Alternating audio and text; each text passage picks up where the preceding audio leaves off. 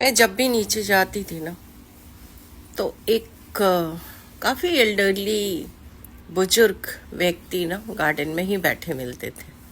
मैं रोज़ देखती थी। एक दिन मुझसे रहा नहीं गया, मैंने जाकर उनको पूछा कि आप इतने धूप में भी, मैं किसी काम से मंदिर से आ रही थी, मैंने बोला इतने धूप में आप क्यों बैठे हुए हो? उन्होंने कहा कि मेरा मन नहीं लगता घर में। मैंने बोला क्यों, आपकी वाइफ नहीं है? उन्होंने कहा नहीं। तो मैंने बोला फिर क्या बात है? बोलता नहीं, मैं घर जाता हूँ तो लोगों को बहुत परेशानी हो जाती है। मैंने बोला क्यों? आप बेटा के घर में रहते हैं, इमीडिएटली देखिए आपके माइंड में क्या आता है। आप बेटे के घर में रहते हैं या आपकी बहू खराब है? उन्होंने कहा नहीं, मैं बेटी के घर में रहता हूँ। मुझे लगा फिर क्या प्रॉब्लम है? बोले नहीं, मैं बेटी के घर में रहता हूँ लेकिन मुझसे बहुत गलतियाँ वहाँ भी हो जाती हैं।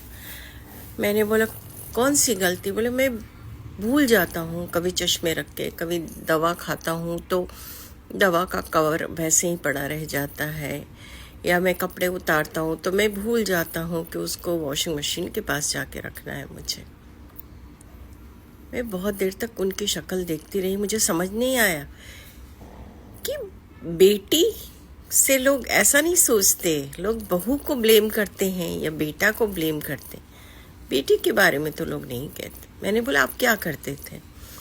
उन्होंने कहा मैं बहुत बड़ा बिजनेसमैन था, मेरा चेन्नई में कंपनी थी और मैंने वो कंपनी बेच दी। मेरी 2 बेटियां हैं और सब कुछ बेच के 6 महीने मैं इस बेटी के पास रहता हूँ, 6 महीने दूसरी बेटी के पास रहता हूँ। लेकिन मेरी हालत बद से भी बदतर हो रही है। बस बैठ के मैं भगवान को ही प्रे करता हूँ कि मुझे उठा ले। मुझे बहुत दुख लगा। मैं मन में घर आके सोचने लगी, लोग बेटा बहू को इतनी बातें सुना देते हैं तो बेटी कौन सी कम है?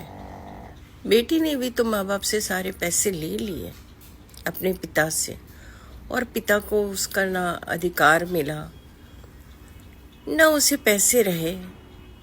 तो मैं बस इतना सोचती हूँ कि जब आप बुजुर्ग हो जाओ ना, आप अपनी गृहस्थी को छोड़ के मत जाओ।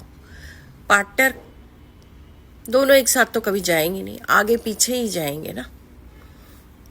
तो इतने अपने को काबिल और सक्षम बना लो कि आपको बेटा या बेटी की ज़रूरत ना पड़े, और अपने पैसे को उस बुढ़ापे के लिए संभाल के रखो ताकि आप उससे अपने लिए जी सको। ये मेरा सोचना है, बाकी आप लोग का।